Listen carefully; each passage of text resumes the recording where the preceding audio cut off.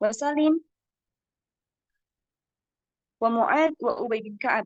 Wa hunaka hadits, yaitu dari Abdullah bin Mas'ud, Salim, Mu'ad, dan Ubay bin Ka'ab. Wa hunaka haditsun akhar yashmilu asma al-huffaz as-sab'ah wa la nadhkuru huna. Dan ada hadis lain tapi nggak kita sebutin.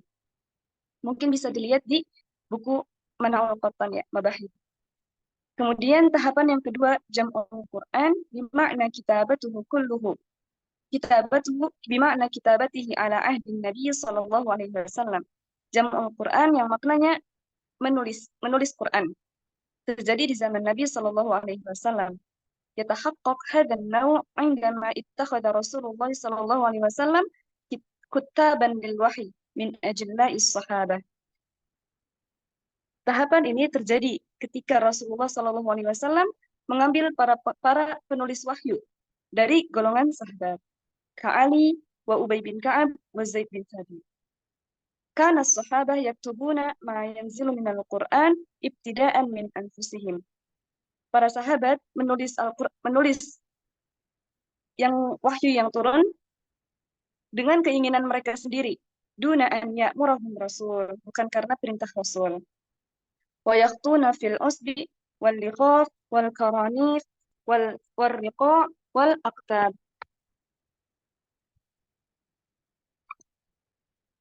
Kemudian mereka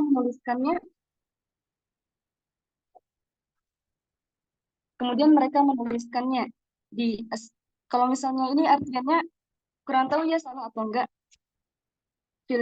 karena dicari di kamus juga nggak tahu sih, nggak nemu gitu. Fil osbi, di kulit kuda, wal likhof, kulit pohon, wal likhof, batu putih yang tipis, al karonif, pelepah kurma, wal riqo, kain penambal, wal aktab, dan pelana. Jadi nulisnya di atas pelana. Fahada yadullu ala masyaqqah allati kana yahmiluha as-sahabah fi kitabatil wahyi. Dan hal ini menunjukkan kesulitan yang yang dirasakan oleh para sahabat ketika menulis wahyu. Fa'adhafal kitabah ilal hifz. Dan mereka para sahabat ini menulisnya itu berdasarkan menulis Al-Qur'an itu bersandar pada hafalan mereka. Wa yusamma hadzal jam' fi ahdi Nabi hufadhan wa kitabatan. Hifadhan wa kitabatan. Dan jam'u di masa ini dinamakan sesuai dengan hafalan dan penulisan. Fahadzal huwal jam' al-awwal. Dan masa ini jam'u ini adalah jama' yang pertama. Kemudian tahapan selanjutnya yang ketiga yaitu jam'ul Quran fi ahdi Abi Bakar radhiyallahu anhu. Yaitu jam'ul Quran yang terjadi di zaman Abu Bakar As-Siddiq. Qama Abu Bakar bi amril Islam ba'da Rasulullah sallallahu alaihi wasallam. Abu Bakar memegang kepemimpinan Islam setelah Rasulullah sallallahu alaihi wasallam. Wa wajahathu ahdatsu jussam fi irtidadi jumhuratil Arab. Kemudian Abu Bakar ini menghadapi kejadian-kejadian besar ketika murtadnya sebagian besar orang Arab. Fajahazal juyush li hurubil murtadin. Kemudian Abu Bakar ini menyiapkan tentara untuk memerangi orang-orang yang murtad. Wa kanat asy-syuhada fi ghazwatil Yamamah 70 qari'an minas sahabah. Dan para sahabat dan qari yang meninggal, yang wafat, yang gugur di perang Yamamah itu berjumlah 70 orang. Fahala Umar bin Khattab ala hadzal hal. Maka Umar bin Khattab khawatir terhadap keadaan ini. Fadakhala ala Abi Bakar wa asyara alaihi bi jam'il Quran wa kitabatihi khasyatat dhiya. Maka Umar kemudian menemui Abu Bakar dan mengisyaratkan untuk mengumpulkan Quran, menjamak Quran, wa kitabatihi, dan menuliskannya, wa kitabatihi khasyatat dhiya, karena khawatir akan hilang. Fanafara Abu Bakar hadzal maqalah. Kemudian Abu Bakar menolak ide ini. Bi anna Rasulullah lam yaf'alu hadza fi hayati. Karena Rasulullah belum pernah melakukannya di kehidupannya. Wa dhalla Umar yurawiduhu. Tapi Umar ini tetap membujuk Abu Bakar As-Siddiq. hatta syarahallahu sadra Abi Bakar di hadzal amr. Sampai kemudian Allah melapangkan hati Abu Bakar untuk perkara ini. Tsumma ja'a ila Zaid bin Thabit. Kemudian Abu Bakar datang ke Zaid bin Thabit. Wa qassa alaihi Abu Bakar qaula Umar. Kemudian Abu Bakar menceritakan perkataan Umar. Fanafara Zaid. Kemudian Zaid menolak juga. Wa taraja'a. Kemudian Umar dan Abu Bakar tetap kembali, tetap membujuknya hatta tabat nafsa Zaid lil kitabah. Hingga Zaid pun menerima menulis, untuk menulis wahyu. Fabada Az-Zaid kitabat al-Qur'an muta mu'tamidan 'ala al-mahfuz fi suduril qurra wal maktub ladal katabah. Kemudian Zaid bin Thabit mulai menulis Al-Qur'an dengan bersandar pada hafalan para qurra dan yang ditulis oleh para penulis wahyu di zaman Nabi. Tsumma sallama tilkal mushaf ila Abi Bakar. Kemudian diserahkan mushaf yang sudah dikumpulkan itu ke Abu Bakar As-Siddiq. Wa baqiyat as-suhuf 'inda Abi Bakar hatta tuwfiya. Kemudian mushafnya tetap ada di Abu Bakar hingga beliau wafat. Tsumma ba'dahu ila Umar ibn Khattab. Kemudian mushaf itu berpindah ke Umar bin Khattab. Tsumma ila Hafsah binti Umar. Kemudian ke Hafsah binti Umar. Hatta talabaha Utsman minal Hafsah. Hingga sampai suatu hari Utsman meminta mushaf tersebut dari Hafsah. Wa yusamma hadzal jam'us tsani. Dan jamak pada masa ini dinamakan jamak yang kedua. Nah, kemudian tahap yang keempat, jam'ul Quran fi ahdi Utsman bin Affan radhiyallahu anhu. Jam'ul Quran yang terjadi di zaman Utsman bin Affan radhiyallahu anhu. Fa'indama ittasa'at al-futuhat al-islamiyah, kemudian ketika Fathul Islam, yang pembebasan yang futuhat Islamiyah ini semakin meluas, wa tafarraqal qurra fil amsar, dan para qurra menyebar ke berbagai daerah. Wa akhadha ahlu kulli misrin an man wafida ilaihim qira'atah, dan para penduduk negeri itu pun mengambil qiraah yang dibawa oleh para qurra ini. Wa wujuhul qurra allati yu'adduna biha al-Qur'an mukhtalifah. Nah, kemudian para qurra ini mengalami menemukan perbedaan gitu ya, perbedaan dalam pembacaan. Biikhtilafil ahruf allati nazala 'alaiha, dengan berbedanya huruf yang sampai kepada mereka. Perbedaannya cara bacaan mungkin. Fa'ajal ba'du mawatin al-ghazwi min wujuhi hadzal ikhtilaf. Kemudian orang-orang yang melakukan futuhat Islamiyah ini terkejut dengan terjadinya ikhtilaf ini. Wa kana al-ikhtilaf huwa fi wujuhil qira'ah. Nah, perbedaan ini itu terjadinya itu pada cara membacanya, cara bacaan mereka. Falamma kanat ghazwa Armenia wa ghazwa Azerbaijan. Maka ketika terjadi perang Armenia, perang negeri wa ghazwa Azerbaijan min ahli Arab, yang termasuk ke dalam penduduk Irak, kanat fi man ghazahuma Hudzaifah ibn Yaman. Kemudian di situ Abu Hudzaifah bin Yaman yang memerangi mereka berdua, maksudnya memerangi wilayah Armenia dan Azerbaijan, ra'a ikhtilafan katsiran, melihat perbedaan yang banyak di wujuhil qiraah, dalam bentuk bacaan. Fafaza'a ila Utsman wa akhbarahu bima ra'a. Kemudian Hudzaifah bin Yaman ini melaporkannya ke Utsman dan mengabarkan dengan yang dia lihat. Fa'ajma'a Utsman wa akbarus sahabah an yansahu as-suhuf al-ula allati kanat 'inda Abi Bakar. Kemudian Utsman dan para sahabat terdahulu bersepakat untuk menyalin mushaf yang dulu pernah dibuat di zaman Abu Bakar, pernah dikumpulkan di zaman Abu Bakar. Fayajma'un nas 'alaiha bil qira'ati tsabitah 'ala harfin wahid. Dan orang-orang pun orang-orang orang-orang pun bersepakat itu, setuju dengan qiraat yang telah ditetapkan, yaitu qiraat yang sama, maksudnya mereka akhirnya memakai qiraat yang sama. Faja'a Utsman ila Hafsah. Kemudian Utsman ini datang ke Hafsah. Fa'arsalat ilaihi as-suhuf. Dan Hafsah ini pun menyerahkan suhufnya yang pernah dijamu di masa Abu Bakar. Tsumma amara Zaid bin Thabit wa Abdullah ibn Zubair wa Sa'id bin Al-As wa Abdullah ibn Harith an yansahuha fil masahif.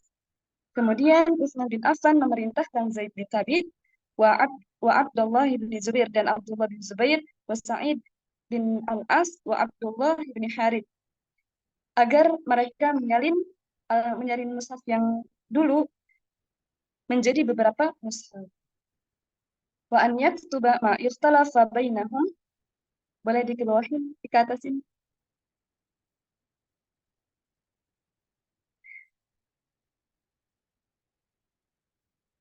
Ke bawahin sedikit. Sebelumnya. Masih layar yang tadi. Yang jamu yang keempat masih. Cukup deh. Nah, dan agar mereka menulis yang mereka perselisihkan ketika mereka menyalin mushaf dengan lisan Quraisy sesuai dengan bahasa Arabnya Quraisy. Fa innal Qur'an nazala bilisani Quraisy, karena Al-Qur'an ini turun dengan lisan Quraisy. Qala Utsman, kemudian Utsman berkata,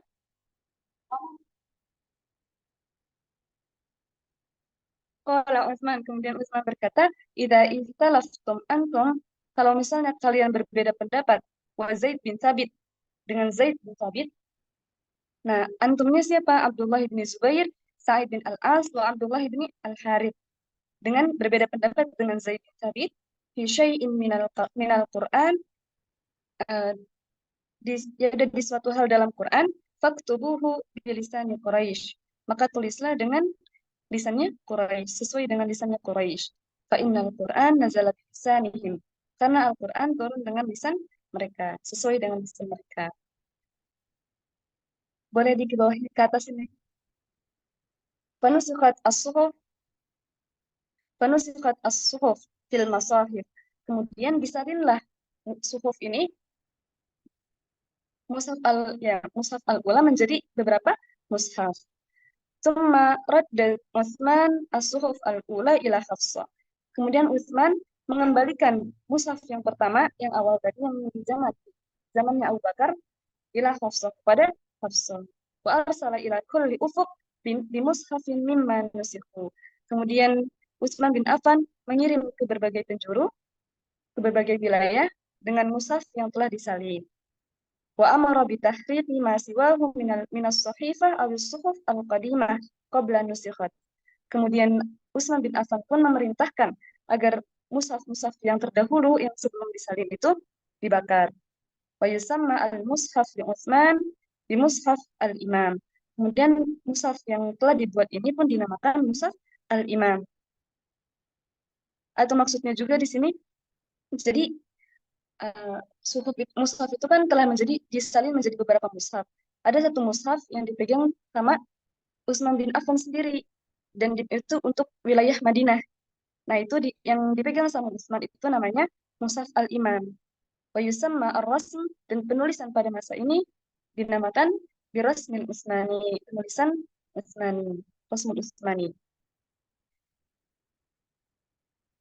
Nah, ini sampai tahap ini pun selesai tentang pengkodifikasian Al-Quran. Kemudian yang selanjutnya, qad ikhtalafa al-ulama fi adadil masahif allati arsala biha Utsman ilal afaq. Para ulama berbeda pendapat tentang jumlah mushaf yang dikirim Utsman ke berbagai wilayah. Huna salah satu akwal. Ada tiga pendapat. Al-qaul al-awwal sab'ah. Perkataan yang pertama itu ada 7 mushaf yang disalin, yaitu dikirim ke Mekah, Syam, Basrah, Kufah, Yaman, Bahrain, dan Madinah. Nah, kemudian pendapat kedua, arba'ah, yaitu 4 mushaf, yaitu dikirim ke Al-Iraq, Syam, Misr, wal mushaf al-imam atau fil Madinah, atau Madinah. Kemudian yang ketiga, khamsah, yaitu 5 mushaf. Dikirim ke Mekah, Suriah, Basrah, Kufah, wa mushaf al-Imam di Madinah. Nah, kemudian zahaba as-Suyuti ila hadha. As-Suyuti memegang pendapat yang ketiga, yaitu khamsah. Khamsah mushaf, masahif. Wa hadha ar-ra'yu huwal masyhur. Dan pendapat ini adalah pendapat yang masyhur.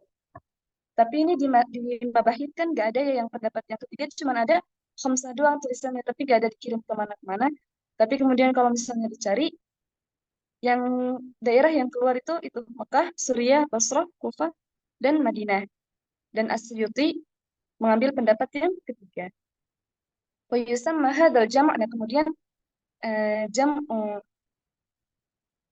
kemudian nah, jam'u yang terjadi di zaman Utsman itu dinamakan jam'us salih, jam'u yang ketiga. Wa kanat al-jam' sanata khamsa wa ishrina hijriyan, hijriyah. Dan jama' ini terjadi tahun 25 Hijriah. Kemudian kan judulnya Jam'ul Quran wa Tartibuhu. Nah, tartibul ayat waswar. Kita masuk ke pembahasan tartibul ayat waswar. Tartibul ayat waswar fil Quran wa tawqifi an Rasulillah. Tentang pengurutan ayat dan surat dalam Quran itu sesuai dengan tauqif yang Rasulillah. Jadi emang dari sana, emang dari Allah kayak gitu. Karena Jibril yatanazzalul Quran ala Rasulillah. Jibril menurunkan Al-Quran kepada Rasul. Wa yurshiduhu ila maudhi'is suwar wal ayat allati nazalat qabl. Kemudian Jibril pun menunjukkan, memberikan isyarat tentang posisi surat dan ayat yang turun. Faya'murur Rasul bikitabatiha fi maudhi'iha. Kemudian Rasul pun memerintahkan para penulis wahyu itu untuk menuliskannya sesuai dengan posisinya. Alhamdulillah ya, ini bab ini pun selesai. Bisa lanjut ke, atau mungkin ada yang masih belum dimengerti, bisa ditanyain. Aneh dikit, kalau misalnya ntar ditanya gitu kan, eh, apa ya biasa bahasanya itu mandawana gitu ya, yang apa namanya melakukan pembukuan gitu, mushaf Hmm. itu lebih tepatnya jawabnya apa ya? Kan soalnya yang maklum itu kan emang di zaman Utsman kan tadi kan. Cuman kan ide ataupun ya ide untuk membukukan Al-Quran tuh udah ada di sejak zaman Abu Bakar gitu. Enaknya jawabnya Ya, gimana? ceritain aja dari awal secara singkat, menurut Anda gitu. Mungkin ini kan mungkin bahasanya bisa kita singkat ya, kayak secara umum aja ceritainnya. Kayak misalnya pada perang Yamamah, setelah Rasul wafat, umat Islam itu banyak yang murtad. Kemudian pada perang Yamamah, akhirnya terjadi perang Yamamah. Salah satu perangnya kan perang Yamamah ya. Nah, di perang itu pun meninggal 70 orang Qurra. Nah, kemudian Umar pun khawatir terhadap keadaan ini dan memberikan ide kepada Abu Bakar untuk menjamu Quran dan menuliskannya gitu menjadi satu mushaf. Nah, ketika udah disatuin sama, oh ya, dan awalnya Abu Bakar ini kan nolak ide ini, tapi kemudian setuju. Akhirnya mereka memerintahkan Zaid bin Thabit untuk nulis. Nah, ketika udah selesai, akhirnya disimpan sama Abu Bakar. Kemudian pindah ke Umar, kemudian pindah ke Hafsah. Nah, di zaman Utsman, di masa Umar berarti kan gak ada pengkodifikasian Quran ya. Kemudian di zamannya Utsman, Islam itu kan sudah meluas ke berbagai daerah. Akhirnya pun kayak terjadi karena belum ada qiraat kan ada banyak gitu ya. Karena jadi cara-cara baca itu banyak. Akhirnya orang-orang mungkin yang nggak ngerti pun pusing gitu. Yang mana gitu kan yang benar. Akhirnya dibukuin lah, di, disalin ulang mushaf yang pertama yang udah dikumpulin di zaman Utsman. Ketika udah dikumpulin, akhirnya disebar ke berbagai wilayah. Dan kemudian orang-orang pun akhirnya pakai yang mushaf yang itu sampai sekarang. Mungkin bisa singkatnya gitu ya.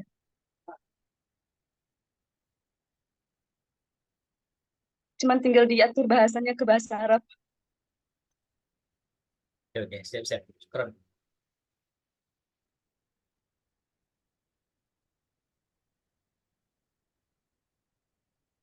Mungkin maksud pertanyaannya itu lebih ke ceritakan kali gitu. Ceritakan bagaimana tentang pengkodifikasian Quran. Kalau misalnya nanti ada lagi yang mau ditanyain?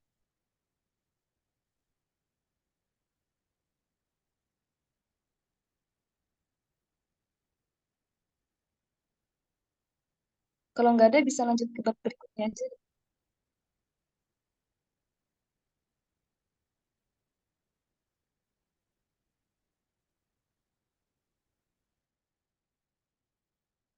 Oke, Ane lanjut ya.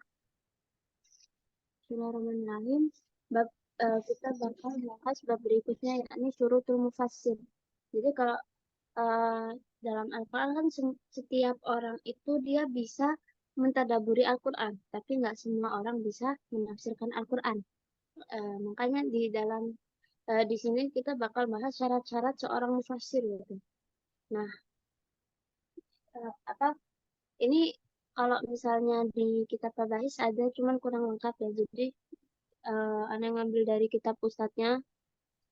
Yang pertama ada syurutus syar'iyyah wal akhlaqiyah, yakni syarat-syarat yang dia berkaitan dengan syar'i dan akhlaknya gitu. Seorang musafir kan mufasir gitu. Yang pertama ada sihatul aqidah, yakni yakni akidah yang sahih, akidah yang benar gitu. Kenapa? Karena akidah yang sahih ini hiyal qaidah Islamil uzma. Dia kaidah apa ya? Sebagai dasar dari kaidah ya, sebagai dasar dari Islam gitu. Ketika dia akidahnya rusak, kenapa? Ketika dia akidahnya rusak gitu, otomatis dia itu bahaya kan? Karena dia bisa sesat dan menyesatkan gitu. Kayak misal contoh tafsir Syiah gitu. Dia ketika menafsirkan Al-Quran dengan tafsir-tafsir yang salah gitu, kan otomatis dia juga menyesatkan orang-orang yang ngikutin tafsir itu gitu. Makanya di syarat pertama secara syar'i wa akhlakiyah ini dia sihatul akidah, akidahnya itu harus sahih, harus benar gitu, nggak boleh rusak gitu. Terus yang kedua atajarut anil hawa, yakni menahan diri dari hawa nafsu gitu. Karena ada orang-orang yang menafsirkan Al-Quran sesuai dengan hawa nafsunya, itu kan masalah gitu kan.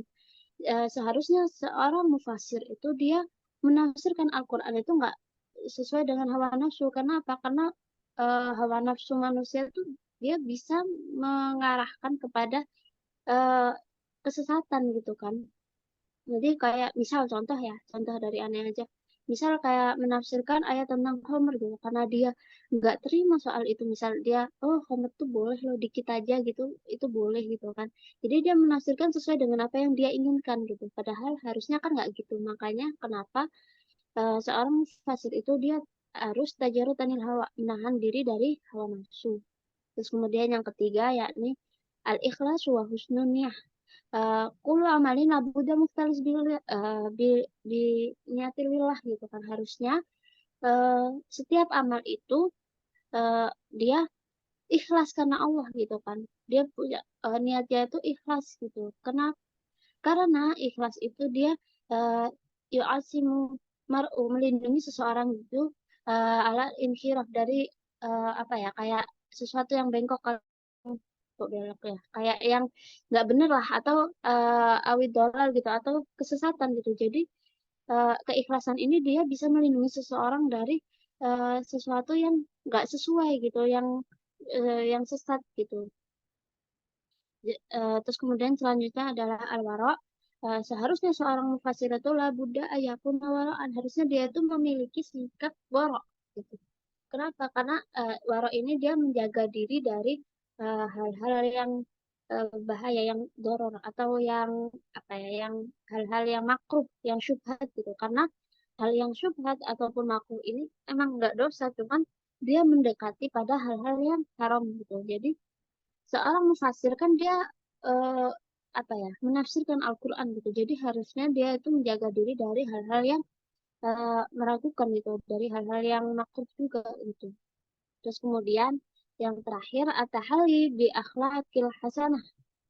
Harusnya dia menghiasi diri dengan akhlak hasanah. Karena apa? Karena dia kan seorang mufasir itu dia bisa jadi contoh gitu kan. Ketika dia menafsirkan Al-Quran gitu, dia menjadi contoh, makanya harusnya dia itu punya akhlak yang baik gitu. Kayak menghiasi diri dengan akhlak-akhlak yang baik gitu. Jadi apa dia nggak cukup tahu lisannya itu tahu lafaz Al-Quran gitu doang atau tahu maknanya doang gitu, tapi harusnya akhlaknya juga harus baik juga gitu. Kan kalau misal seseorang itu akhlaknya buruk walaupun dia yang diucapin itu benar kan kadang apa ya, orang itu kayak nggak terlalu nganggep gitu kan. Jadi harusnya seorang mufasir itu juga dia akhlaknya itu harus akhlak hasanah, akhlak yang baik gitu. Nah, sampai sini paham? Paham. Paham, Oke, paham. Insya Allah. coba lanjut ke yang kedua. Nah, yang kedua, yakni syurutul aqliyah, syarat secara akalnya gitu. Karena apa? Karena seorang mufasir ini dia harus punya akal yang apa ya, istilahnya yang bisa dibilang cerdas ya. Karena apa? Karena dia kan juga harus bisa memahami maksud dari ayat Al-Quran tersebut gitu. Gimana dia mau bisa memahami ayat Al-Quran kalau dia akalnya itu secara apa ya, kalau misal kita bilang itu lemah gitu ya, misal gitu. Jadi eh, di sini ada syurutul akliyah, syarat secara akal gitu kan. Yang pertama ada kuwatul istidlal atau kuatnya dalil, yaitu ini kemampuan akalnya dia untuk mengambil istinbat hukum dari dalil-dalil yang dia dapat gitu kan. Nah, istidlal ini sendiri juga berkaitan dengan istihad, terus kemudian apa kayak kemampuan eh, ilmiahnya juga, pengetahuannya juga gitu. Terus kemudian yang kedua itu daqatul fahmi, yaitu dalamnya pemahaman. Kayak yang saya jelasin itu kan setiap orang dia bisa mentadaburi Al-Quran, tapi kan nggak semua orang bisa mentafsirkan Al-Quran. Kenapa? Karena ketika orang menafsirkan Al-Quran otomatis dia harus benar-benar memahami gitu. Jadi dia harus pemahamannya itu harus dalam gitu buat memahami makna dari ayat tersebut gitu. Terus yang ketiga dia al-qudratu ala tarjih wal jam'i bainal aqwal. Ini salah tulis ya. Bainal aqwal, yaitu dia punya kemampuan untuk mempertimbangkan dan mengumpulkan antara pendapat-pendapat gitu kan. Jadi dia bisa buat mempertimbangkan pendapat mana sih yang lebih sahih, pendapat mana yang lebih apa namanya, lebih audah, lebih jelas, yang lebih kuat gitu. Jadi makanya di sini dia harus mampu al-qudratul al-tarjih, mampu mempertimbangkan gitu. Jadi ya semacam itu gitu. Yes. Jadi yang syarat kedua ini cuma 3 ini ya gitu. Jadi dia kuatul istidlal, daqatul fahmi, sama qudratul ala tarjih wal jam'i bainal aqwal. Sampai sini ada yang ditanyakan?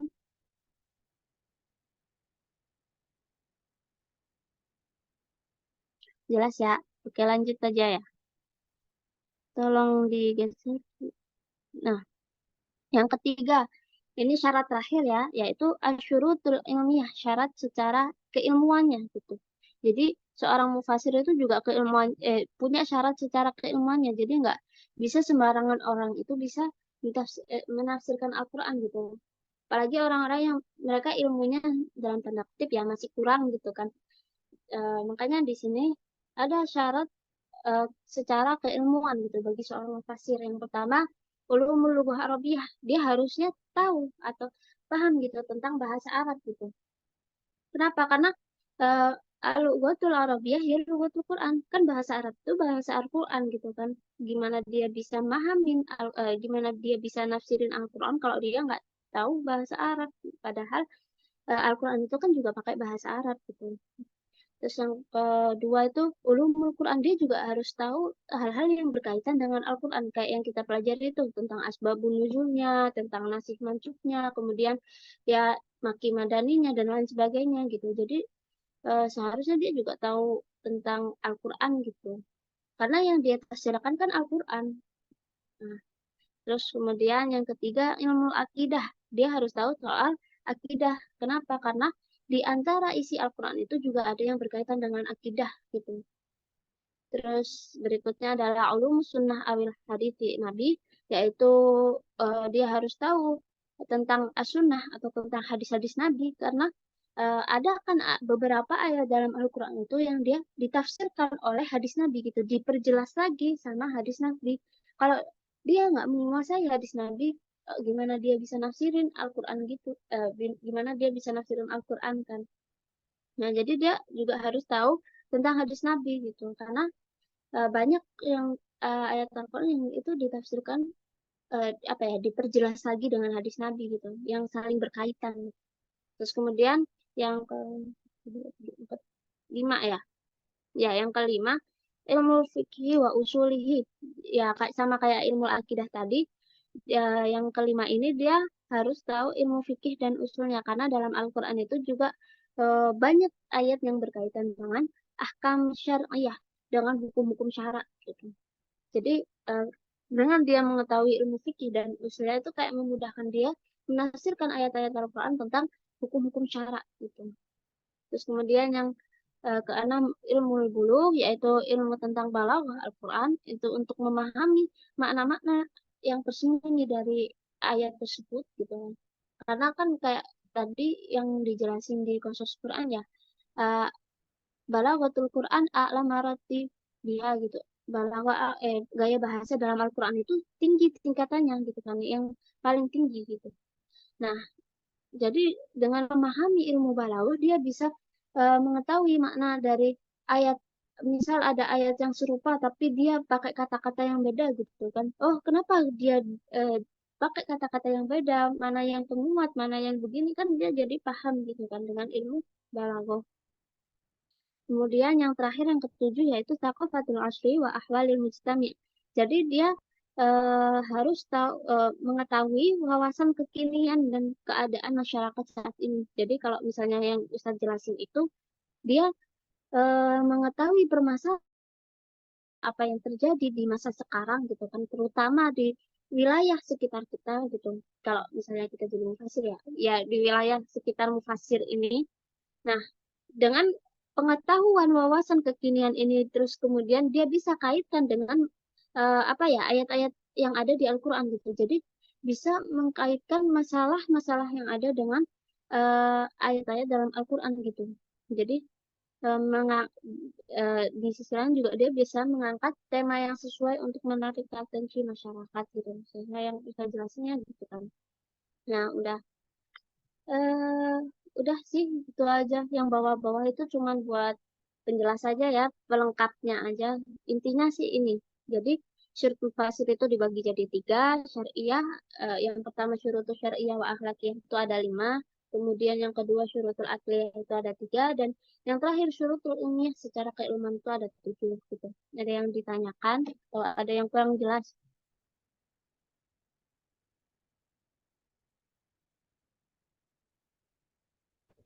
Siapa yang punya pena? Ya, kenapa?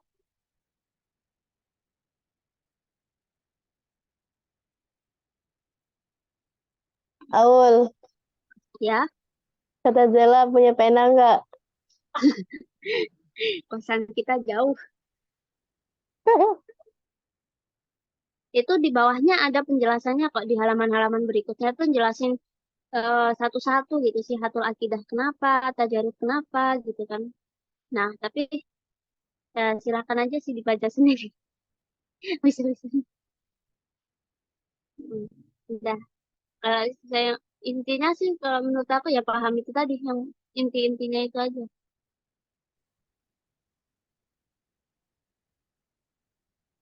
Udah.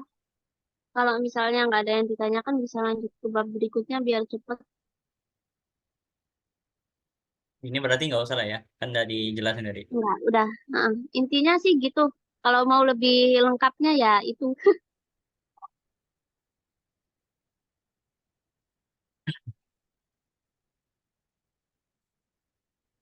Udah ya. Atau masih ada yang mau ditanyakan?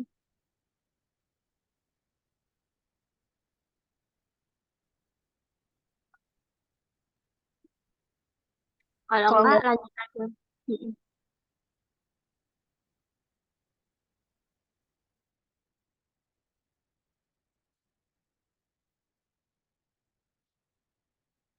Atau kalau misalnya ada yang salah, misal dari penjelasan aku, boleh nggak dikoreksi?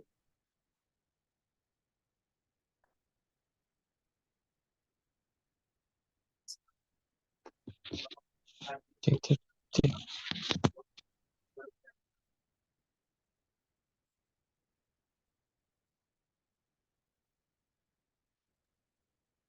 Lanjut aja ya ke pembahasan berikutnya, yaitu tentang al-muhkam wal-mutasyabih fil Quran. Tentang muhkam dan mutasyabih dalam Quran. Bisa dimulai ya. Qad haka Ibnu Habib An-Naisaburi fi al-muhkam wal-mutasyabih fil Quran salah satu aqwal. Ibnu Habib An-Naisaburi telah menceritakan tentang muhkam dan mutasyabih dalam Quran menjadi 3 perkataan, menjadi 3 bagian. Yang pertama, annal Quran kulluhu muhkam. Bahwasanya Al-Quran semuanya adalah muhkam. Yang kedua, annal Quran kulluhu mutasyabih. Yaitu seluruh Quran adalah mutasyabih. Nah, kedua hal ini adalah pengertian dari al-mutasyabih, dari al-muhkam wal-mutasyabih al-am. Kemudian yang ketiga, as-sahih yang benar adalah annal Quran yanqasim ila qismain, al-muhkam wal-mutasyabih. Bahwasanya Al-Quran terbagi menjadi 2, yaitu muhkam dan mutasyabih. Dan ini adalah pengertian al-muhkam wal-mutasyabih al-khas. Nah, al-muhkam wal-mutasyabih yanqasim ila qismaini, al-am wal-khas.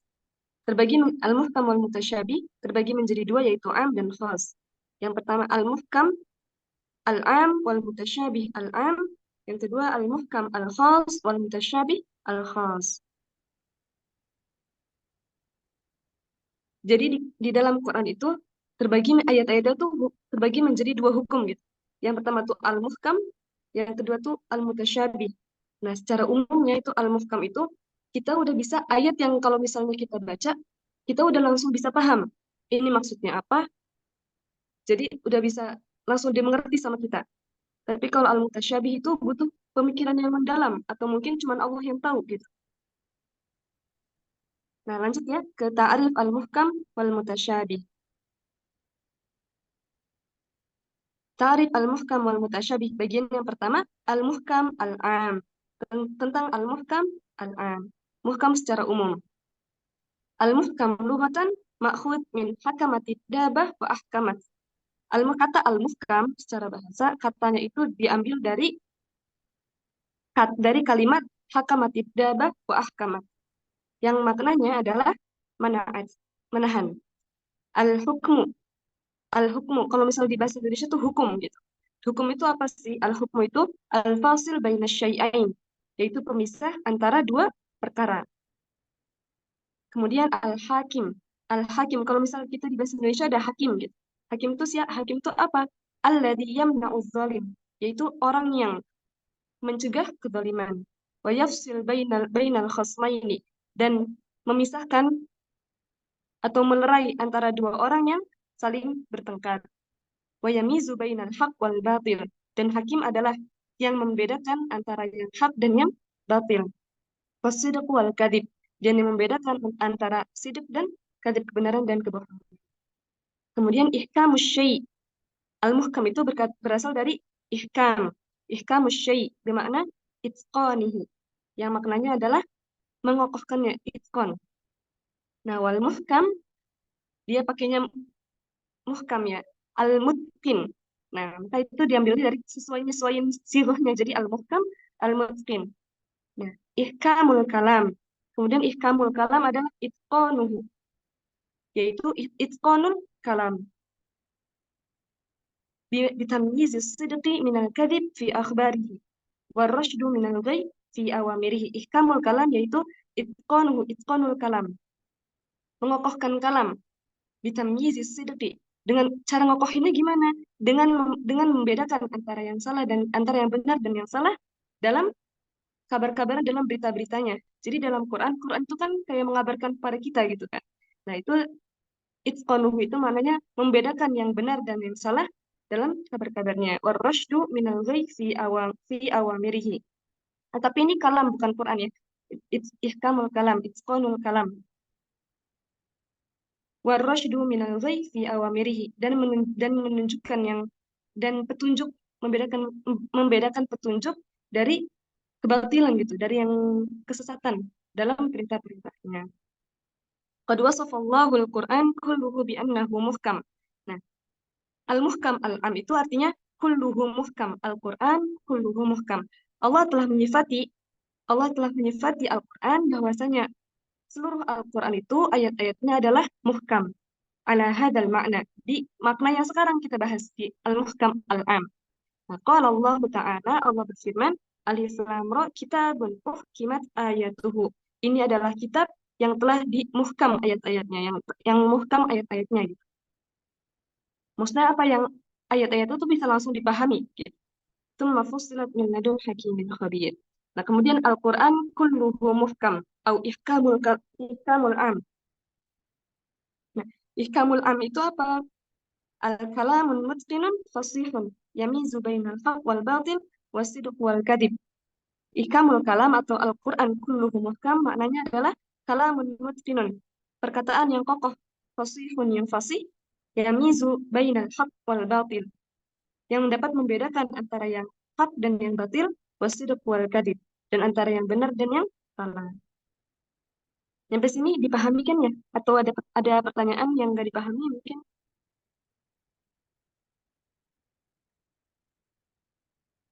Kalau enggak, kita lanjut aja ke yang berikutnya. Boleh dikasih sini. Al-mutasyabih al-am. Sekarang pengertian tentang al-mutasyabih al-am. Al-mutasyabih lughatan, mutasyabih secara bahasa, ma'khudun min at-tasyabuh. Diambil dari kata at-tasyabuh. Ayyush, yaitu maknanya adalah an yushbiha ahadus syai'ainil akhar. Menyerupakan sesuatu dengan yang lain. Jadi ada dua hal yang saling serupa, yang sama gitu. Kemudian asyubhah. Syubhah adalah alla yamiza. Syubhat itu kan antara hak dan batil gitu ya. Antara yang benar dan yang salah, makanya syubhat kita ngomongnya gitu. Nah, alla yamiza maknanya adalah alla yamiza ahadus syai'aini minal akhar. Tidak dapat terbedakan antara dua hal. Lima bainahuma minat tasyabuh ainan kana au makna.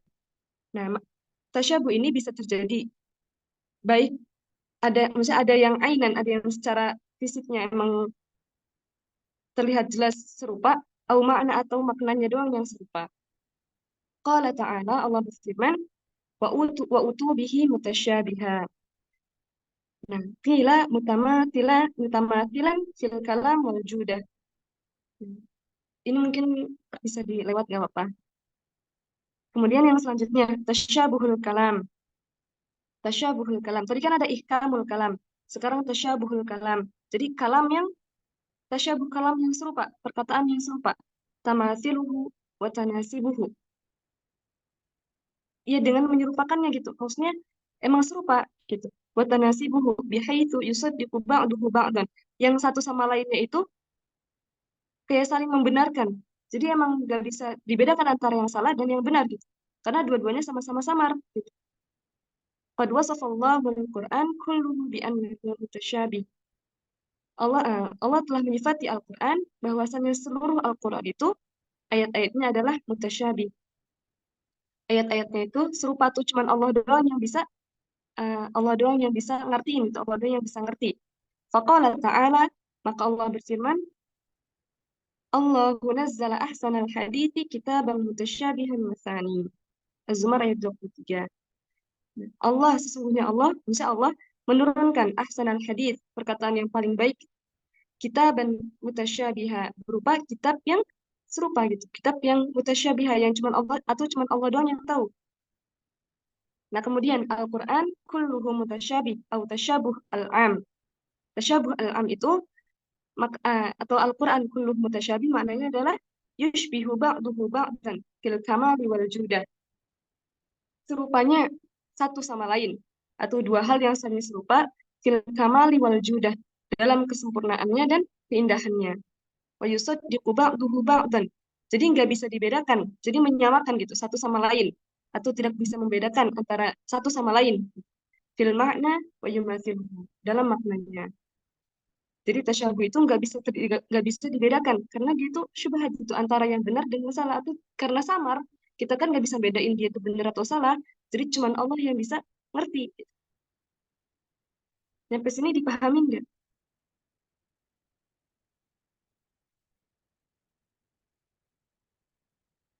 Atau ada pertanyaan?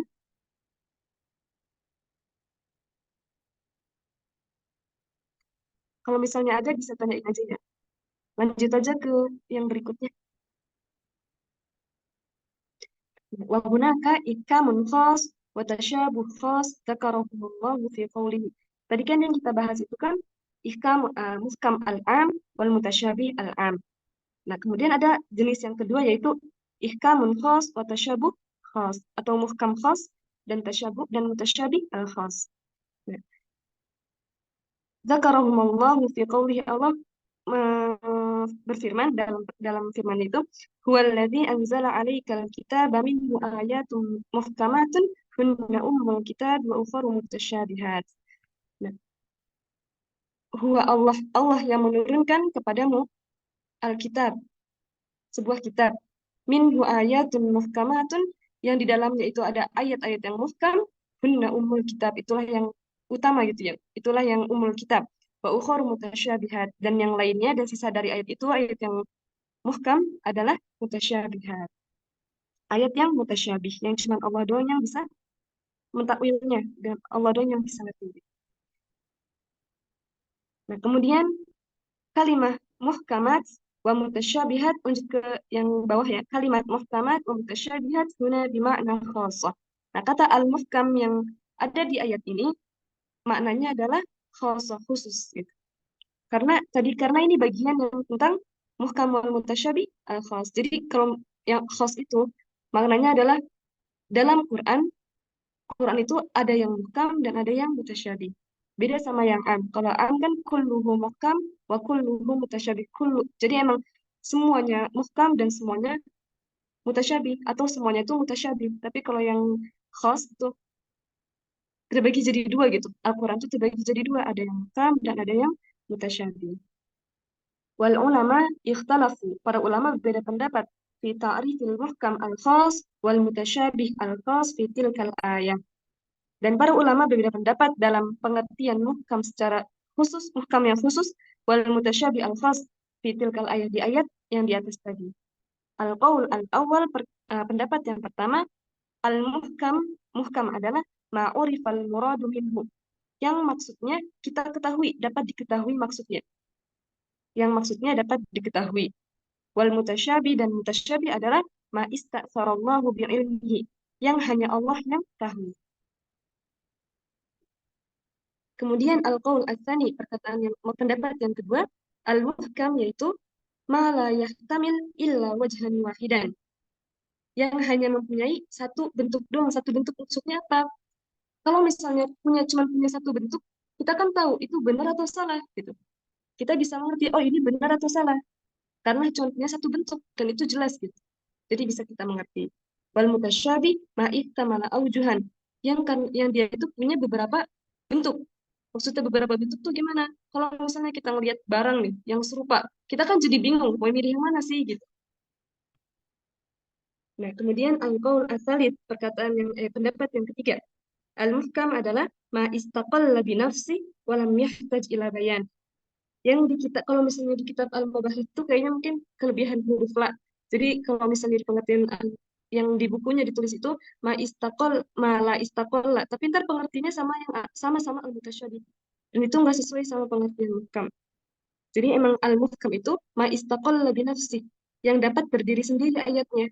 Maksudnya gimana? Kalau ayatnya udah berdiri sendiri berarti kan udah jelas gitu. Ya, oh ayatnya itu tetap kokoh gitu, teguh.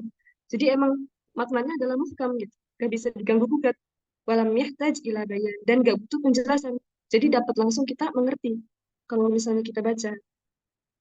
Wal mutasyabi, dan mutasyabi itu ma la yastaqillu bi nafsi wa yahtaj ila bayan, yang tidak dapat berdiri sendiri. Kalau misalnya nggak dapat berdiri sendiri, berarti kan dia kan ada yang sama satu sama lain, misalnya ada yang pada sama dia gitu. wa yahtaj ila bayan, dan dia membutuhkan penjelasan karena dia itu nggak jelas. Kalau misalnya ada barang serupa dia nggak jelas, kadang tuh nggak jelas gitu. Gimana sih gitu. Yang di sini bisa dimengerti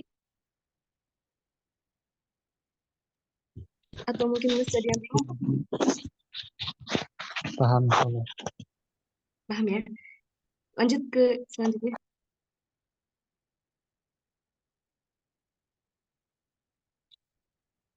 Kayaknya kelewatan sedikit. Yang mana yang mana? Masih ke atas lagi. Nah, dari situ. Yumasilul ulama fil muhkam lil muhkam fil Quran, dan contoh-contoh yang ayat yang muhkam di dalam Quran itu adalah ayat-ayat yang mengandung binasikhihi. An-nasir, nasir, ayat-ayat nasir gimana? Para ulama memberi contoh dalam al-muhkam fil Quran itu adalah nasikhuhu, yang nasir, wa halaluhu atau ayat yang halal, wa haramuhu ayat yang tentang yang haram, wa hudud atau ayat-ayat yang tentang had, wa faraid atau tentang faraid, wa wa'duhu wa wa'iduhu, wa wa'duhu tentang janji-janji Allah, karena itu udah pasti gitu ya, kokoh ayatnya, berdirinya kokoh. Jadi itu muhkam, wa wa'id, dan juga ancaman. Ayat-ayat yang berisi tentang ancaman. Nah, kemudian para ulama memberi contoh tentang mutasyabih dalam Quran itu adalah yang ayat yang mansuh. Wa kaifiyati asma Allah, asma'illahi wa sifati, dan tentang asma-asma Allah dan sifat-sifat Allah, wa awailis suwar al-maftuha bi hurufil mu'jam, atau awal-awal ayat yang dibuka, awal-awal surat yang dibuka dengan huruf-huruf mu'jam kayak alif lam mim atau alif lam ra ha mim nun gitu. Nah, itu masuk ke dalam mutasyabih karena kita nggak ngerti ini maksudnya apa. Jadi cuma Allah yang tahu. Wa haqa'iqil yaumil akhir. Wa haqa'iq yaumil akhir. Dan tentang kebenaran-kebenaran di hari akhir. Wa ilmus sa'ah, dan tentang hari kiamat. Karena kita nggak tahu, jadi cuma Allah yang tahu. Atau dia itu membutuhkan penjelasan yang lebih dalam lagi. Fil Quran alfadhun mutasyabih tasyabuh ma'aniha ma na'matihi fid dunya. Jadi dalam Quran itu ada lafaz-lafaz yang maknanya bisa kita mengerti karena maknanya itu ada di dunia ini gitu. Maksudnya kita bisa mengerti maknanya apa. Contohnya, lamma su'ila Ibnu Malik an ghairihi wa ghairihi minas salaf an qaulihi ta'ala. Ketika Ibnu Malik dan ulama-ulama lain dan para salaf lain ditanya tentang firman Allah, Ar-Rahmanu 'alal arsy istawa, Ar-Rahman yang Maha Penyayang, Allah yang Maha Penyayang, 'alal arsy istawa, yang berada di arsy yang tinggi. Qalu, maka Ibnu Malik dan para salaf ini pun berkata, al-istiwa ma'lum, tinggi itu diketahui gitu. Wal kaif majhul, tapi maksud dari tingginya itu kayak gimana kita nggak tahu. Wal iman bihi wajib, tapi kita wajib mengimani bahwa Allah itu berada di arsy yang tinggi. Wassu'alu minhu bid'ah, tapi kita kalau misalnya terus-terusan bertanya tentang itu, maka hal itu bid'ah. Kayak misalnya juga yadullahi fawqa aydihim, tangan Allah berada di atas tangan-tangan lain. Tangan itu kan kalau di bahasa kita ngerti, oh tangan gitu. Tapi bagaimana tangan Allah, kita tuh nggak bisa membayanginnya. Tapi kita wajib mengimani bahwa Allah itu ya udah tangan Allah gitu. Wassu'alu minhu bid'ah. Tapi kalau kita terus-terus bertanya itu, maka itu bid'ah. Dan juga ada ayat-ayat lainnya. Fabayyana asma Allah wa sifatihi, maka menjelaskan asma Allah wa sifatihi, tentang asma Allah dan sifat-sifatnya, tasyabuh wa baina dan antara asma Allah wa sifatihi, asma-asma Allah dan sifat-sifat Allah, tasyabuh ma'a asma'il ibad wa sifatihi fil lafzil ma'na.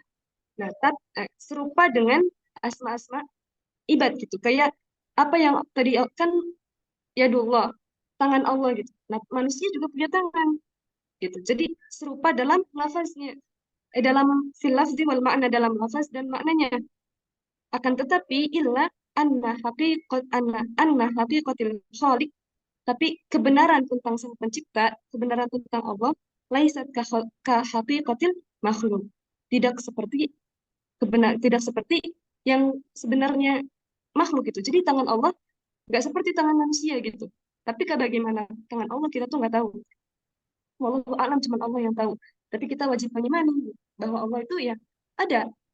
Mungkin tangan, maksudnya ya bagaimana itulah. Falidzalika la ya'lam al-haqiqah illallah. Maka oleh karena itu tidak ada yang tahu kebenarannya kecuali Allah.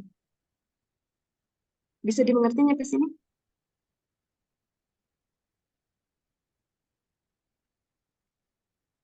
Lanjut ya. Kalau misalnya ada yang mau tanyain, nanti tanyain aja.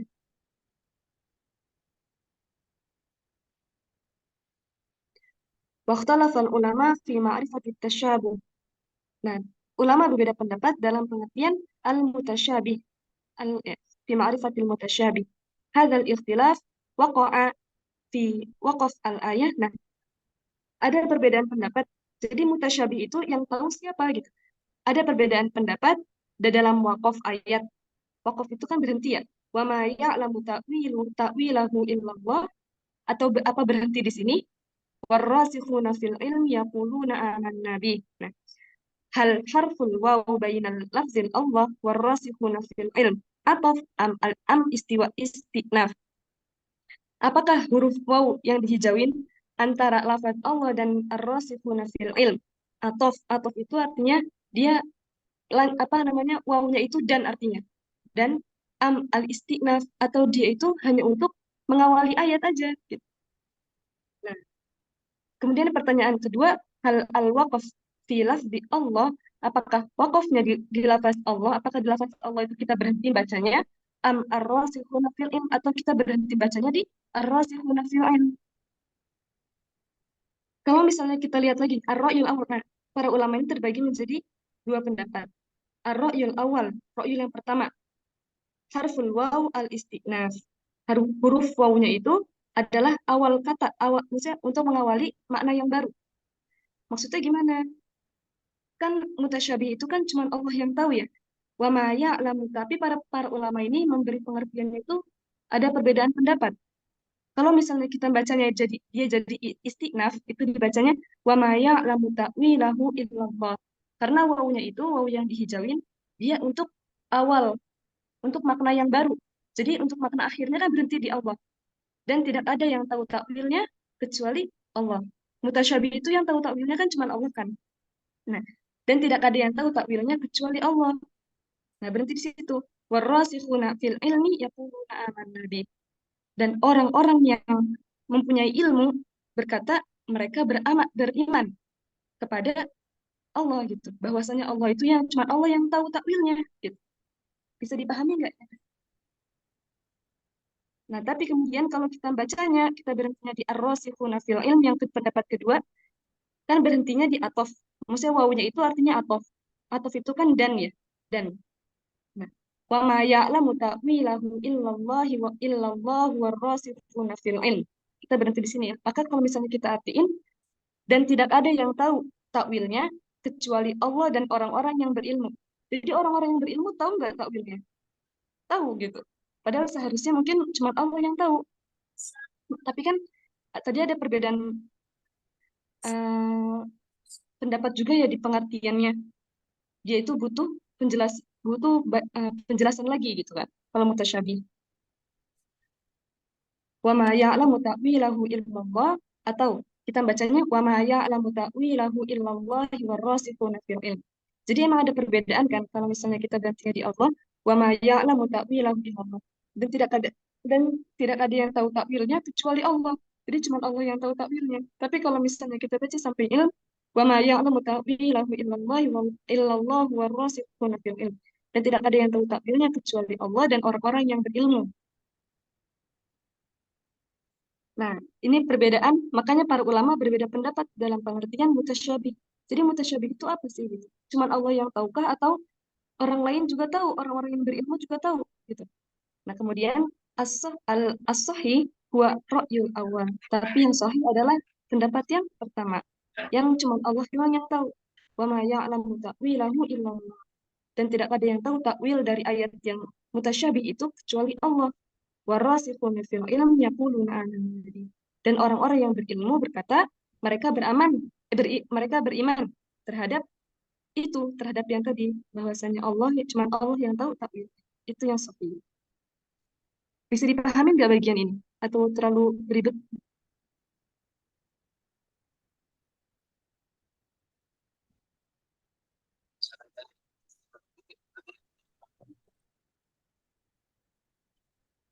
Ada yang mau ditanyain?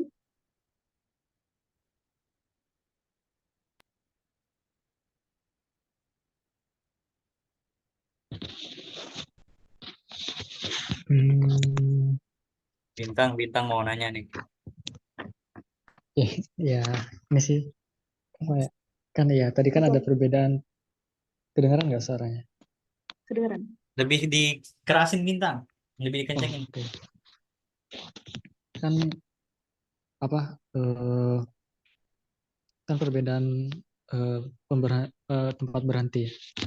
Ini kayak misalnya ada yang bacanya wa ma ya'lamu ta'wilahu illallah warasikhuna fil ilmi. Kan mungkin ada yang baca di tempat itu warasikhuna fil ilmi.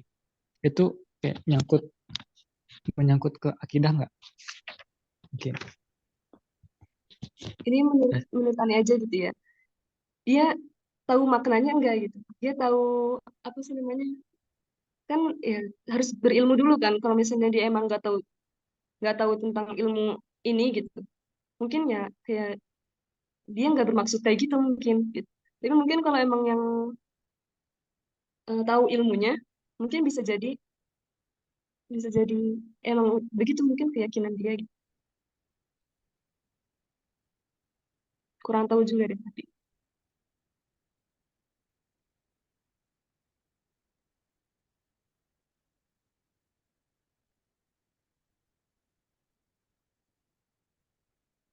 Maaf kalau nggak bisa jawab. Iya, oke. Syukron.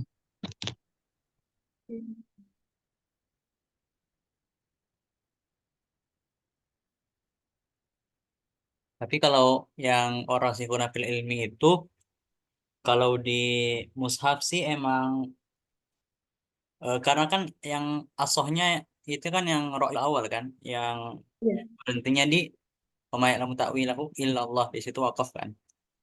Dan di mushaf, kalau di mushaf Madinah emang tanda wakafnya di situ yang illallah.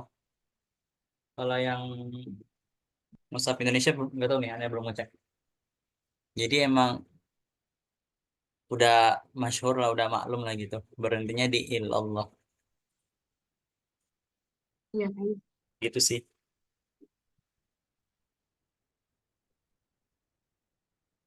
Terus berarti ini simpelnya kalau bedain eh muhkam, mutasyabih, am dan khas itu, kalau eh muhkam am itu kan seluruh Al-Qur'an itu muhkam gitu kan. Iya, Terus kan kalau mutasyabih amnya satu ayat dengan ayat yang lain itu saling berkaitan. Gitu kan kalau mutasyabih amnya. bukan kayak gini. Kan tadi kan jadi terbagi menjadi dua kan. Ada am, ada khas. Nah, kalau misalnya am, muhkam am dan mutasyabih am. Itu maknanya kullul Quran muhkam atau kullul Quran kullul Quran muhkam apa mutasyabih. Jadi emang seluruh Quran tuh kalau nggak muhkam ya seluruh Quran itu yang mutasyabih gitu. Tapi kalau misalnya pendapat yang khas, sebagian Al-Quran, Oh setengah iya. Al-Quran itu am, setengah Al-Quran lagi khas gitu. Jadi beda. Kebayang nggak? Iya, iya.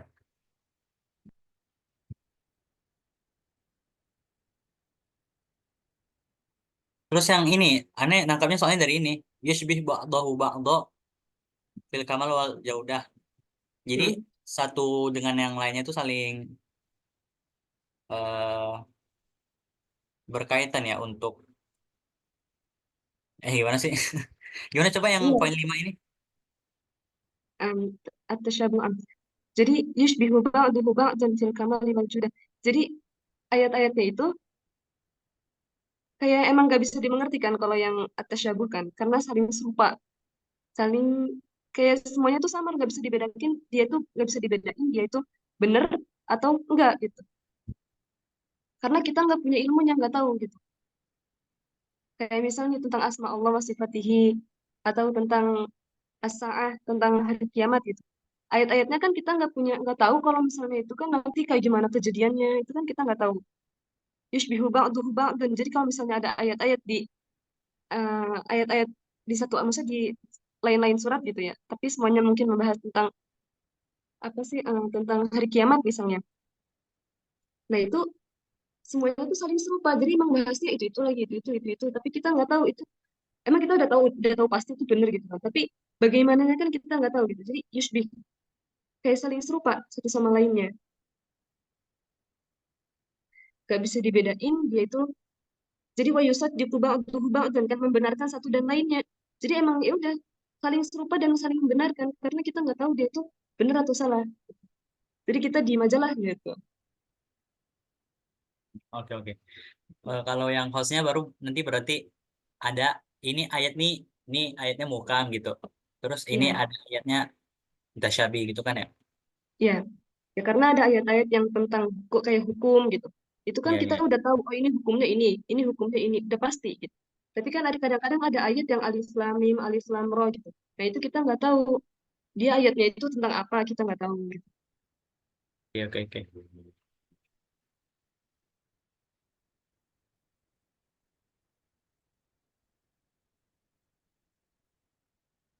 Ada yang masih belum dimengerti lagi. Dari aneh udah cukup. Yang lain mungkin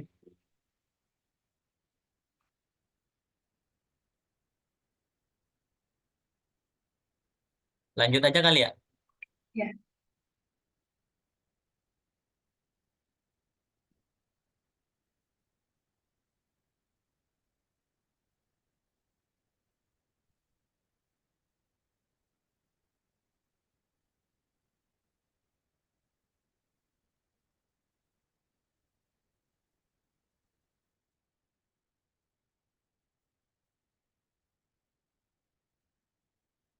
Lanjut aja ya teman-teman.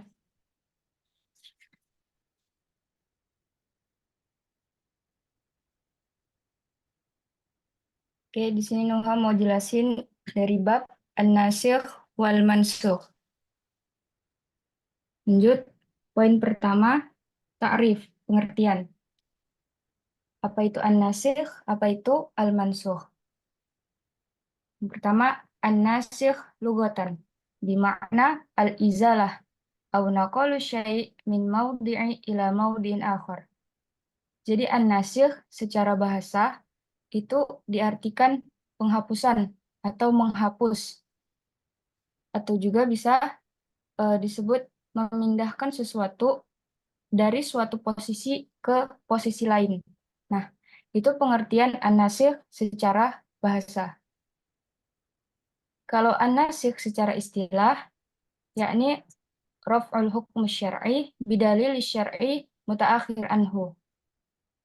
Atau bisa dibilang menghapus ya, raf'ul hukm ini bisa dibilang menghapus hukum syariat dengan dalil syariat yang paling akhir atau yang paling baru gitu.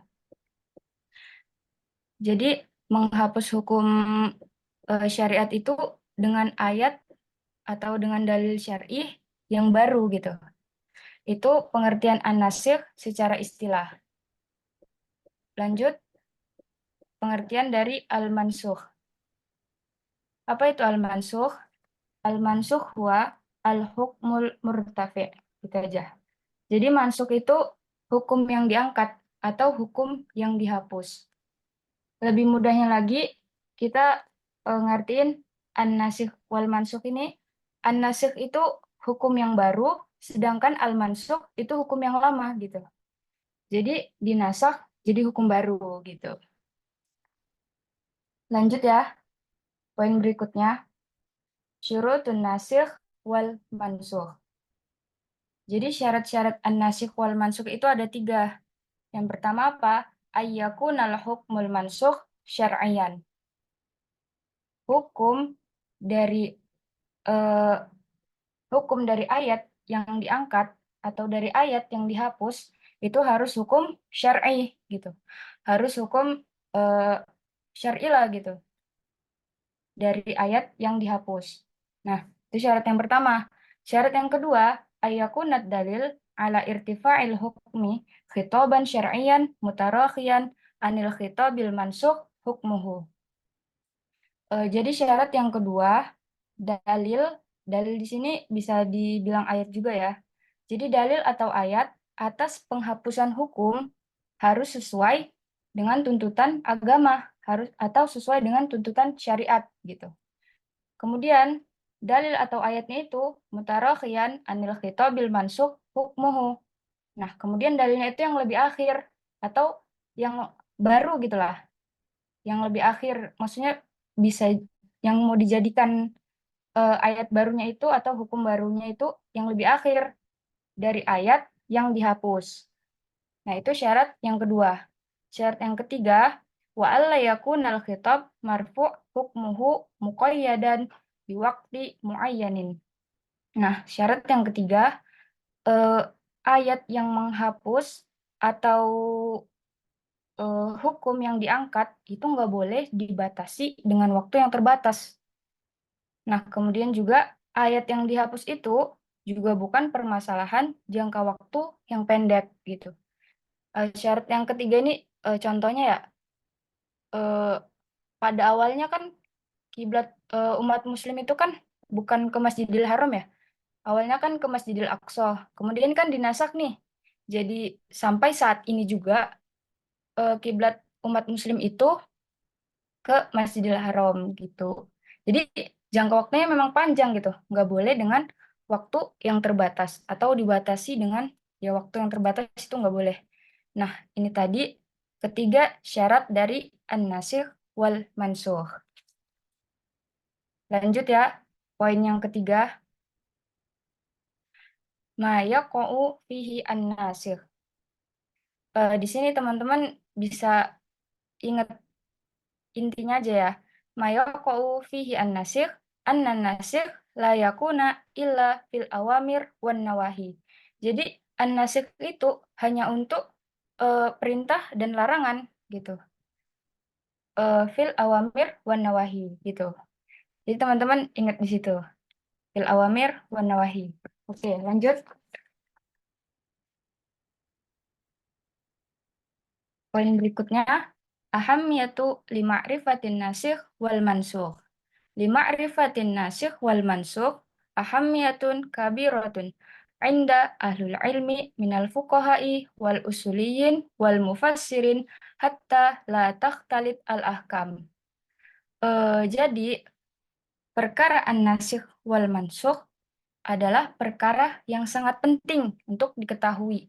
Kepada siapa? Inda ahlul ilmi minal fuqaha'i wal usuliyin wal mufassirin. Kenapa hanya pada ahlul ilmi minal fuqaha wal usuliyin wal mufassirin? Karena kalau misalnya perkara an-nasikh wal mansukh kita yang megang ya. Kalau bisa dibilang ya, kita tuh kayak orang-orang awam gitu. Maksudnya awam masalah an-nasikh wal mansukh gitu. Kemungkinan besar hukum-hukumnya itu akan terbaur gitu, akan tercampur baur ya, malah nanti menjadi dola-dolala gitu lah ya kan. Makanya an-nasikh wal mansukh itu ahamiyatun kabiratun inda ahlil ilmi minal fuqaha'i wal usuliyin wal mufassirin hatta la takhtalit al-ahkam. Nah, kalau mereka itu hatta la takhtalit al-ahkam gitu. Sampai tidak tercampur baurlah hukumnya kalau misalnya kepada ahlul ilmi tadi. Gitu. Lanjut ya ke poin berikutnya. Oke, lima'rifati an-nasikh wal mansukh turkun. Metode untuk mengetahui an-nasikh wal mansukh. Nah, metodenya itu ada 3 untuk mengetahui an-nasikh wal mansukh. Apa aja? Yang pertama, an-naqlus sharih minan nabiyyi sallallahu alaihi wasallam wa anis sahabi. Jadi an-naql, dalil naql, kayak Quran dan hadis. Jadi pernyataannya itu jelas.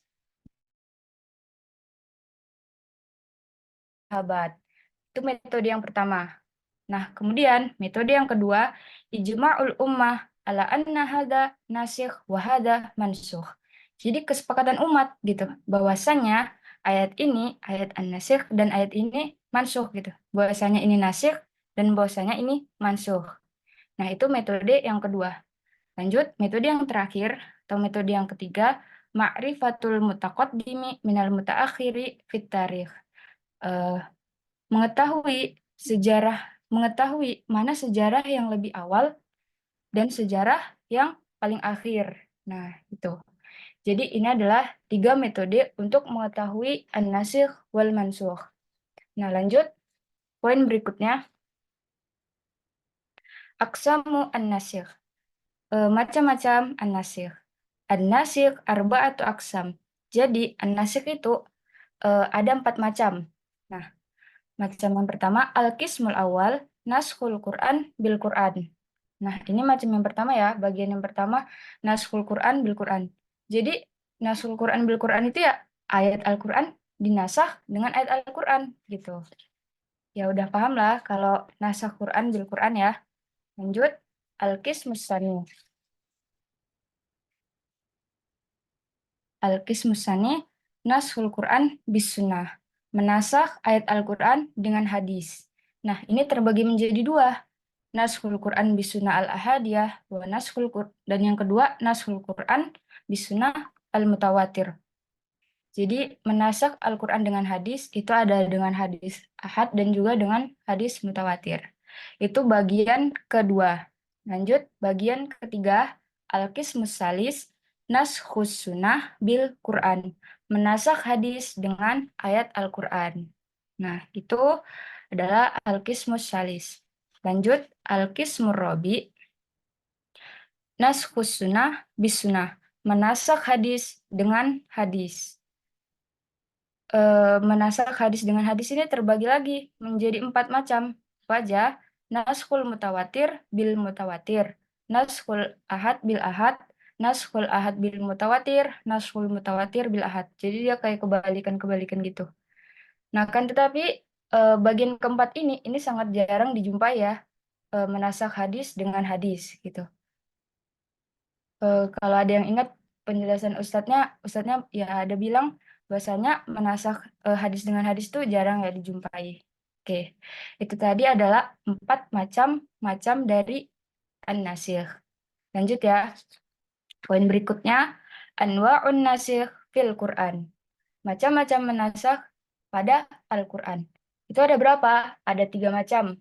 Macam yang pertama, an-naw'ul awal, naskhut tilawah wal hukmu ma'an. Jadi menghapus atau menghilangkan tulisan dan hukum secara bersamaan.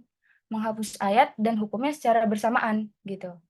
Jadi udah ayat sama hukumnya udah dihapus, digantikan gitu, dinasakh gitu secara bersamaan. Itu yang pertama.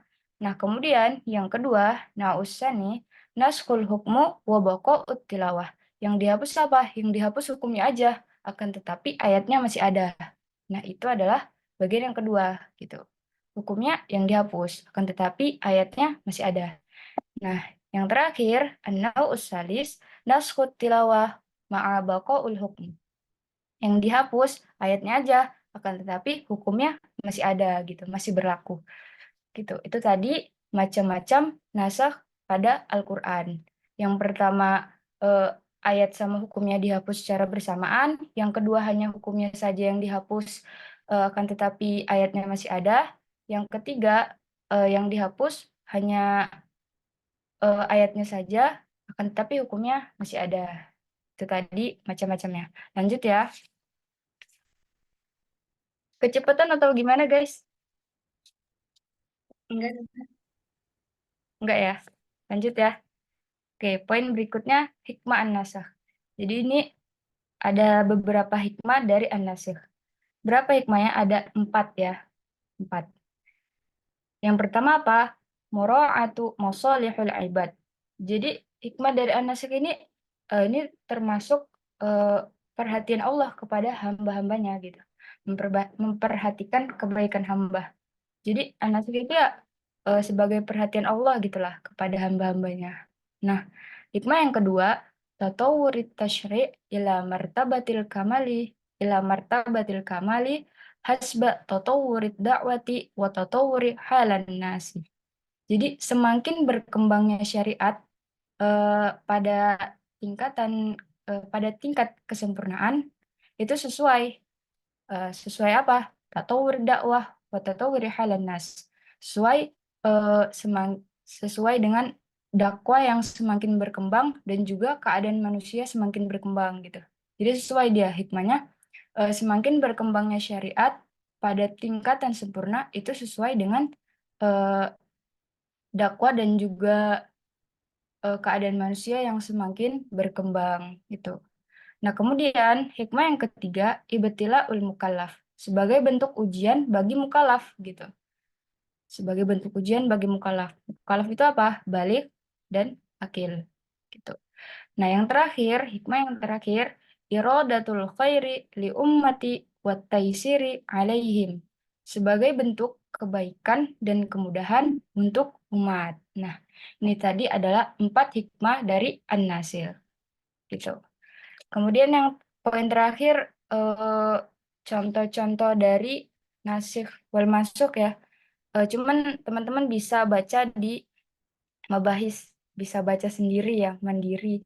Soalnya kalau ditulis banyak itu bisa nyalin buku namanya gitu. Bisa di ini sendiri. Tapi intinya nasikh mansukh itu ya nasikh itu adalah menghapuskan. Sedangkan mansukh itu yang dihapus gitu. Ayat Al-Qur'an diganti gitu. Sampai di sini ada yang ingin ditanyakan?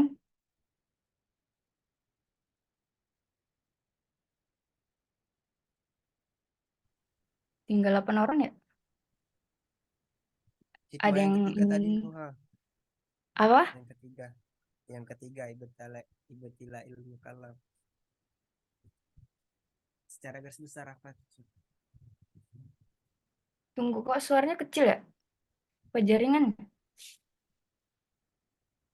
Hikmah Suaranya nasi kecil, Tor. ketiga. Ya cok jaringan berarti.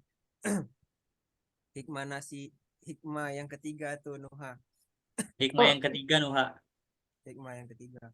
Hikmah yang ketiga. Hikmah nasikh yang ketiga. Nah, ini ibtila'u ya. Ya, ilmu kalam.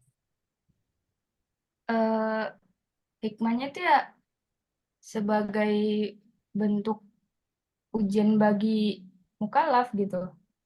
Ya kita itu ya gimana ya bahasanya? Susah ya jelasinnya. Inas bisa bantu nggak?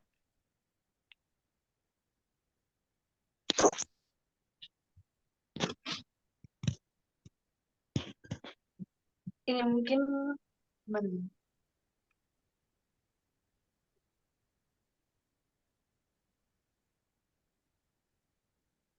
Kurang tahu juga gimana ya. Cuman kalau kayak tadi misalnya kiblat kan awalnya kan ke mas, tapi kurang tahu itu masalah gimana. Nggak tahu contoh lain soalnya mungkin. Kayak misalnya dong ya. Kan awalnya kiblat itu ke Baitul Maqdis. Tapi kemudian juga sama Allah tuh Baitul Haram. Nah, mungkin itu juga sebagai ujian untuk umat Islam saat itu. Gitu. Karena Baitul Maqdis kan udah itu emang tempat para nabi. Kenapa tiba-tiba dipindah ke Baitul Haram? Kan biar mereka itu semakin bersabar dan menaati mereka, biar taat gitu. Biar mereka itu, oh ini berarti kita harus taat karena ini perintah Allah. Gitu. Tapi mungkin kurang tahu, mungkin ada contoh yang lain yang lebih pas gitu.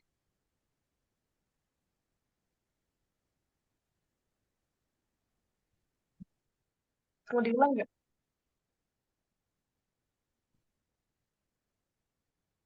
Gimana Torik? Tadi Torik ya yang nanya ya? Jadi intinya sebagai ujian gitu buat umat, apakah dia taat atau enggak. Iya, mungkin Itu kayak kan gitu. maksudnya. Ya ada aman. Mungkin kalau kita bisa tahu contoh lainnya gitu. Mungkin ada ayat yang itu sebagai ujian gitu, untuk orang-orang mukmin.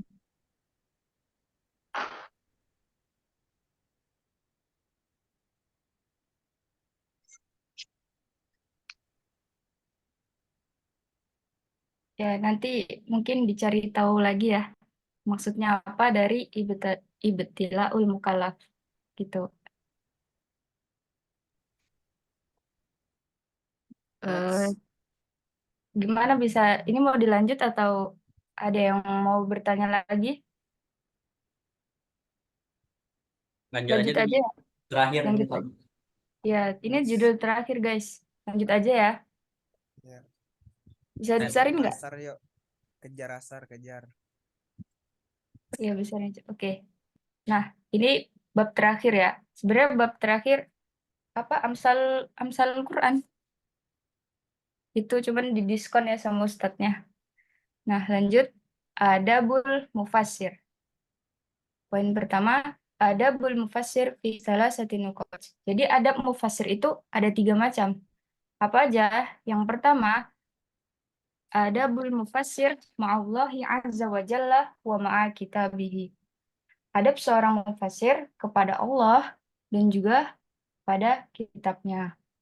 Yang kedua, adabul mufassir ma'al ulama'i wal mufassirin wa aqwalihim.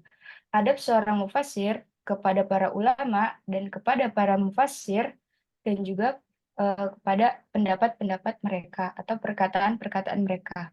Nah, dan yang ketiga, adabul mufassir ma'akronihi wa talabihi. Adab seorang mufassir kepada teman-temannya dan juga kepada murid-muridnya. Oke, masuk adab yang pertama. Agak di scroll aja. Adabul mufassir ma'allahi azza wa jalla wa ma'a kitabihi. Adab seorang mufassir kepada Allah azza wa jalla dan kepada kitabnya. Lanjut langsung aja ya, adab yang pertama. Adab yang pertama yakni as-sana'u 'ala Allah taala bima huwa ahluhu qabla bad'i bitafsiri ayah Qur'aniyah. Ini intinya adab yang pertama itu selalu diawali dengan memuji Allah gitu. Itu adab yang pertama. Lanjut, adab yang kedua, sanian tajannubu itlaqi lafzil hikayah anillahi subhanah.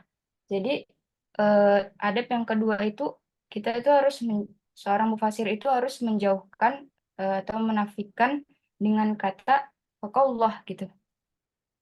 Ini nanti di akhir aja ya, mungkin bisa dibantu. Kemudian yang ketiga, adab yang ketiga, talisan tajannubu itlaqi az-zaidi ala ba'dil hurufil al-waridati fi Qur'anil Karim inda tafsiri kalamillahi ta'ala. Jadi seorang mufasir itu harus menjauhkan dari anggapan bahwasanya tambahan dari huruf yang ada dalam Al-Quran itu tidak ada gunanya gitu. Jadi kayak misalnya ada tambahan huruf di Al-Quran gitu. Terus gimana ya? Pokoknya ada huruf di Al-Quran, terus kita cari nih artinya gitu. Kok nggak ada artinya ya gitu. Jadi seorang mufasir itu nggak boleh beranggapan bahwasanya tambahan huruf itu nggak ada gunanya gitu. Nah, itu tadi adab yang ketiga. Lanjut ya, adab yang keempat. Tajannubu lafzil qawli anillahi ta'ala bisighatil fi'lil mudhari eh, yaqulu badalan minal fi'lil madhi qala. Jadi nggak boleh ya seorang mufasir ya, termasuk kita juga menghindari dari lafaz Allah itu menggunakan fi'il mudhari gitu. Nggak boleh, yaqulullah gitu nggak boleh gitu. Jadi harus menggunakan fi'il madhi qala Allah gitu. Ya, itu adab yang keempat. Lanjut, adab yang kelima, ada dzikru ghoraibi at-tafsiri illa litahdhiri minha gitu. Adab yang kelima, tidak menyebutkan hal-hal aneh dengan tujuan mencari sensasi perhatian. Tuh. Ini adab ya, adab seorang fasir nih yang kelima. Kemudian sadisan yang keenam, tajannubu ida'a'u tikror ma'am kana. Nah, yang keenam ini, seorang mufasir itu harus menjauhkan dari anggapan pengulangan dalam ayat Al-Quran itu tidak ada gunanya gitu. Nah ini jadi kalau misalnya ada pengulangan ayat Al-Quran gitu, seorang mufasir itu nggak boleh gitu. Oh diulang-ulang sih gitu, nggak boleh gitu. Nggak boleh kita itu beranggapan bahwasanya pengulangan ayat dalam Al-Quran itu tidak ada gunanya. Lanjut, Adab yang ketujuh. Adamul khawdi fima ista'tarallahu ta'ala bi'ilmihi. Nah, adab yang ketujuh tidak masuk pembahasan gitu. Tidak masuk pembahasan yang hanya Allah yang tahu gitu. Hanya Allah yang tahu gitu. Jadi nggak boleh. Itu adab yang ketujuh. Lanjut, adab yang terakhir ya. Adab yang ke-8, thaminan. Adamul qat'i bitafsiri bi'anna muradallahi ta'ala kada wa kada min ghairu dalil gitu. Jadi seorang mufasir tidak boleh memastikan dalam tafsir bahwa yang dimaksud dalam Quran tidak tanpa ada dalil gitu. Jadi nggak boleh, intinya tidak boleh dengan pendapat sendiri gitu. Itu nggak boleh. Itu tadi 8 adab seorang mufasir ma'allahi azza wa jalla wa ma'a kitabihi. Lanjut poin berikutnya. Adabul mufassir ma'al ulama'i wal mufassirin wa aqwalihim.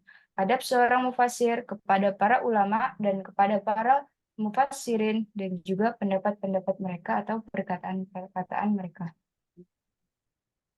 Yang pertama apa? Awalan, tauqiril ulama'i wa taqdirihim.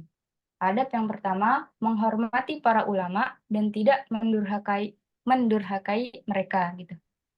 Itu adab yang pertama. Yang kedua, takdiri aqwalihim, menghormati pendapat-pendapat para ulama dan mufasir. Itu adab yang kedua. Yang ketiga, salisan takdiri sabaqihim, menghormati kedahuluan mereka. Jadi udah pasti ya kan para ulama, para mufasir ya itu udah lebih dahulu dari kita gitu, dari seorang ya pokoknya gitulah, lebih dahulu tahu, lebih dahulu menjalani gitu. Jadi kita harus menghormati kedahuluan mereka. Nah, kemudian yang terakhir bayanu muhasanihim adalah sebuah tempat untuk desain dan pembuatan jas custom. bijanibi ma'akhtau fihi wal timasil adri lahum fil khata. Adab yang keempat, menyebut kebaikan-kebaikan mereka, juga menjelaskan ketika mereka salah. Oleh pelanggan menjadi sesi penting dalam penentuan dan pemilihan desain kain dan jas yang sesuai dengan selera. Nah, ini tadi adalah 4 adab seorang mufasir kepada para ulama dan mufassirin wa aqwalihim. Lanjut ya, poin yang terakhir, adabul mufassir ma'akronihi wa tolabihi. Adab seorang mufasir kepada para teman-temannya dan juga murid-muridnya. Adab yang pertama, awalan husnul khuluqi ma'hum fi qawlihi wa fi fi'lihi wa fi sammatihi. Adab yang pertama, seorang mufasir harus berakhlak yang baik kepada mereka. Dalam apa? Dalam ucapan, dalam perbuatan, dan juga penampilan. Adab yang kedua, sanian arifku bihim, harus berlemah lembut kepada mereka. Nah, adab yang ketiga, salisan at-ta'anni fi hadisihi ma'ahum wa ijabatihim an kulli ma yushkilu alaihim. Nah, seorang mufasir harus berhati-hati dalam ucapan kepada mereka dan menjawab dari yang dirasa sulit bagi mereka gitu, atau yang dirasa sulit menurut murid-muridnya gitu. Nah, kemudian adab yang keempat, badlun an-nasihah lahum, memberi nasihat kepada mereka. Yang kelima, khomisan as-sabru alaihim, harus sabar kepada mereka. Nah, itu tadi 5 adab seorang mufasir kepada teman-temannya dan juga kepada murid-muridnya. Oke, selesai teman-teman. Sampai di sini ada yang mau ditanya?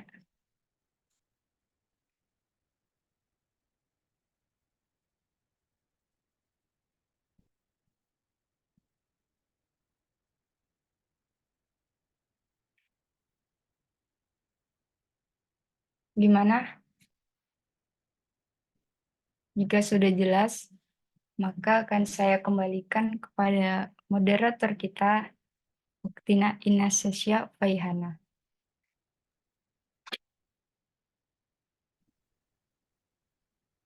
Gimana teman-teman? Ada pertanyaan lagi atau enggak? Atau misalnya udah cukup nyampe sini aja?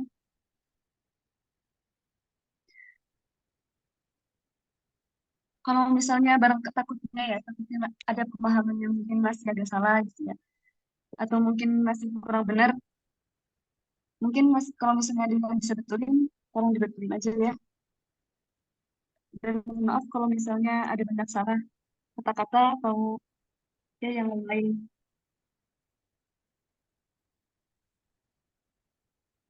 Kita cukupin aja sampai sini ya. Kalau misalnya ada pertanyaan, mungkin ya jawabnya juga boleh.